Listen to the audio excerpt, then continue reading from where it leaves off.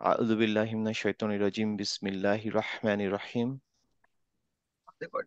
প্রথমে দেখেন যে আম, এইখানে আমরা যেই চারটা লাইন ছিল বিভিন্ন আয়াত থেকে নেওয়া, বেসিক্যালি আমি ওপরের যেই আহ, অক্ষরগুলো বলে দিয়েছিলাম সেগুলোর থেকে দেওয়া। আলটিমেটলি কিছুদিন পরে আমরা গিয়ে আর এগুলো বলে দিব না, আজকে হোমওয়ার্কে সম্ভবত আমি এটা বলে দিব না, যেখানে আপনারা যতগুলা চেনেন ততগুলা লিখবেন।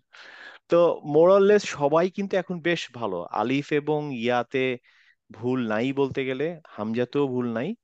দুই একটা এদিক সেদিক মাঝে মধ্যে কেউ হয়তো এই আলিফটা মিস করে গেছে, বা এখানে হয়তো কাফের সাথে আলিফ এটা মিস করে গেছে। যেটা এই হোমওয়ার্কে নতুন ছিল মানে আগের আমি হয়তো হোমওয়ার্কে দেইনি, ফার্স্টের সেটা হচ্ছে এইটা, ফার্স্ট এই ভাই, ইয়াটা। জি, সরি, এই যে ফার্স্টের লাইনে ওইটা হামজাতুল ইয়াটা দেন নাই কেন আপনি? এটা এইটা না, হ্যাঁ এটা আমার আমার মিস্টেক, আমি দিতে ভুলে গেছি, ইচ্ছা আচ্ছা করে দিইনি, আমার আচ্ছা আমার মিস্টেক হয়ে গেছে, হ্যাঁ। আচ্ছা, আমি ঠিক করে দিব। তো এরকম মানে নতুন ছিল হচ্ছে এইটা, নতুন ছিল এই ইয়াটা। আচ্ছা, আপনি কথা বলতে বলতেই আমি তাহলে এটা চেঞ্জ করে ফেলি। আহ,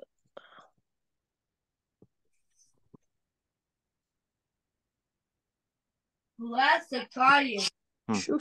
তো নতুন ছিল হচ্ছে এই ইয়াটা কিন্তু আমি আবার সবাইকে শেয়ার করে দিয়েছি যে ওই যে একটা স্লাইড ছিল একদম প্রথম দিনের যে স্লাইড, সেখানে ইয়াতে আমি বলেছিলাম ইয়া এরকমও হতে পারে। হুম। এই ইয়াটা ম্যাক্সিমাম ইউজ হয় হচ্ছে মাদ পারপাসে, আমরা যখন মাদ শিখবো তখন এটা বোঝা যাবে। সেটা হচ্ছে যে তার আগের অক্ষরে যদি কখনো কাজটা থাকে তার ঠিক ইমিডিয়েট পরে একটা ইয়া হয়। অনেক সময় যখন মাদ থাকে তখন ওই ইয়াটা হয়, এই ইয়াটার চেহারাটা এরকম হয়। আবার অনেক সময় এই এরকম চেহারা না হয়েও হতে পারে, বাট এগুলো এরকম সাধারণত এই ছোট ছোট গুলো আসলে মাদের, যেমন এই যে ছোট ওয়াও এটাও একটা মাদের, আলিফ এটা মাদের। তো এই যেসব ছোট আলিফ, ছোট ওয়াও, ছোট ইয়া, এগুলো হচ্ছে মাদ পারপাসে। মাদ কি আমরা শিখবো, এই অক্ষরগুলো শেখা হয়ে গেলেই কয়েকটা ক্লাস পরে আমরা মাদ শিখবো ইনশাল্লাহ। এছাড়া আর তেমন কোনো এখানে মেজর কোনো ভুল ছিল না। সবাই মোটামুটি এখন অ্যালাইন্ড আলহামদুলিল্লাহ। কারোর কি আমার এইখানে কোনো সরি ফরহাদ সমস্যা? ভাই, আমার হোমওয়ার্কে হা ছিল না। হা, আপনার এখানে আপনি ওইটা যখন লিখেছেন এই হা গুলো আপনি মিস করে গেছেন কেন জানো? না, মিস করি না। আমার ওইটা আপনি যে আমি যে হোমওয়ার্কটা আমার যে পাঠাইছেন, হ্যাঁ। আম, ওই ওই যে আপনার ক্লাসে আমি জানি না যেটা থেকে আমি ডাউনলোড করছি, হাটা হুম। ছিলই না। তো ওইটা না থাকাতে আমি ওটা মার্ক করি নাই। পরে না, দেখলাম যে আমার আপনার মনে হয় কি, হোমওয়ার্কের। আমার মনে হয় কি আপনার এই পিডিএফটা যখন প্রিন্ট করছেন ওইখানে কিছু একটা হচ্ছে, কারণ আমি তো না পিডিএফ না, থেকে আমি এটা দিছি। প্রিন্ট করি না, আমি অনলাইন থেকেই করছি। অনলাইন ভার্সনটা পিডিএফ থেকে নিয়ে, মার্ক। পিডিএফ থেকে নিয়ে। হ্যাঁ, পিডিএফটাকে স্ক্রিনশট নিয়ে তারপর আমি করছি। আমি কারোর কিন্তু এই সমস্যাটা হয় না, পিডিএফ কিন্তু সবাই ইমেল থেকেই নিছে এবং ইমেল পিডিএফ জাস্ট প্রিন্ট করে নিতাম, তো মনে হয় তাই সবাই করছে। বাট আপনার যখন আমি প্রিন্ট আউটটা আপনি যখন আমাকে পাঠালেন ছবিটা, সেখানে দেখলাম এই জিনিসটা নাই, মানে এটা আপনার এখানে প্রিন্টই হয় না এই এই পার্টিকুলার সাইনটা। হ্যাঁ হ্যাঁ, এটা ছিলই না এটা। হ্যাঁ, এটা ছিল। আমার মনে হয় প্রিন্টারের কোনো একটা ফন্টে থাকে না, অনেক সময় কোনো একটা ফন্ট সে চিনতে পারে না, এরকম কিছু একটা হয়েছে যার জন্য সে ওটা প্রিন্টই করে নাই। হুম। যাই হোক, আমি আজকে যেটা, আজকে হোমওয়ার্কটা আমি এখনো ফাইনাল করি নাই, মানে এইটা এখনো ফাইনাল করি নাই, বাট আমি এখানে লিখে দিচ্ছি যে find out all letters are familiar to you, মানে আপনি যতগুলো অলরেডি শিখেছেন সবগুলোর ভিতর থেকে দিলেই হবে। মানে মানে নোটিস, তাহলে একটু ক্লিয়ার করে নেই, যেগুলো আপনি এখনো শিখেন না ওগুলো যদি আমরা ওগুলা চিনি ওগুলা দরকার মার্ক নেই, করবো ওগুলা নাকি? দরকার নেই, না না, ওগুলা ওগুলো দরকার নেই। দেবেন যেগুলা মানে আপাতত ক্লাসে শেখানো আমরা যা হয়েছে, করছি, যে হ্যাঁ কটা চিনি সবগুলো আমরা মার্ক করবো। হ্যাঁ সবগুলো মার্ক করবো। তারপর যদি ওকে, কেউ যদি এখন পারে দুই একটা দিলে আমার কোনো অসুবিধা নাই, বাট আমি কনসার্ন হচ্ছে যেগুলো আমি শিখেছি সেগুলো যেন অ্যাটলিস্ট চেনেন। হুম। আচ্ছা ঠিক আছে। আচ্ছা মিঠুন, বিতে হ্যাঁ, হচ্ছে কি একটা হামজা আছে, ওইটা ফাইন্ড আউট হয়নি এখানে দেখছি হতে লাস্টে। পারে লাস্টে, এইটা না। আমি ভুল করেছিলাম তো, হ্যাঁ এটা আমি ভুল করেছি। হুম। আমি আসলে বললাম না, এই সপ্তাহে আমি হোমওয়ার্কটা করার সময় আমি এই সাইট বানানোর সময় আমার খুব বেশি সময় দিতে পারিনি, একটু তাড়াহুড়োর মধ্যে ছিল, অফিসে বহু ঝামেলা ঝামেলা চলতেছিল। যাই হোক, তো এরকম এটা আমি ঠিক করে দিব, দেওয়ার আগে আমি ভালো করে আর কয়েকবার চেক করে দিব।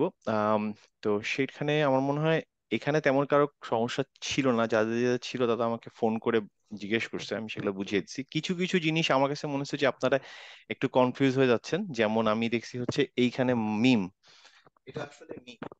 তো মিম আমি কিন্তু আপনাদের শেখাইনি এখনো, এই যে এইটা হচ্ছে মিম, এটা কিন্তু আমি এখন আপনাদের শেখাইনি।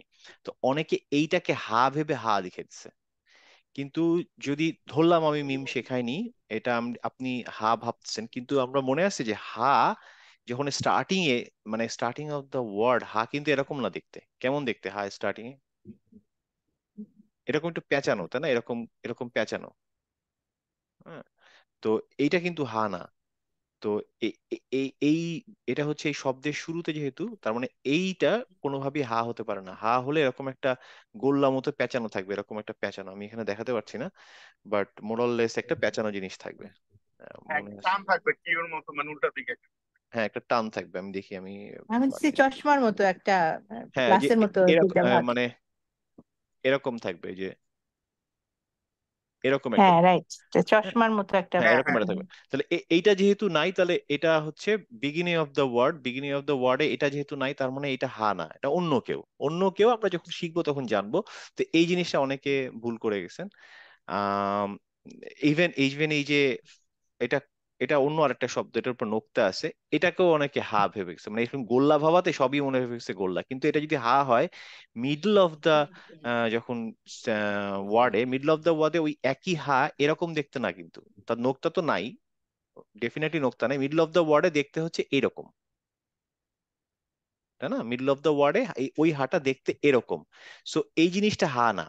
নোক্তা নাই, নোক্তা না থাকলেও এটা হা না, কারণ হচ্ছে মিডল অফ দা ওয়ার্ডে হা এরকম দেখতে না, হা এরকম দেখতে।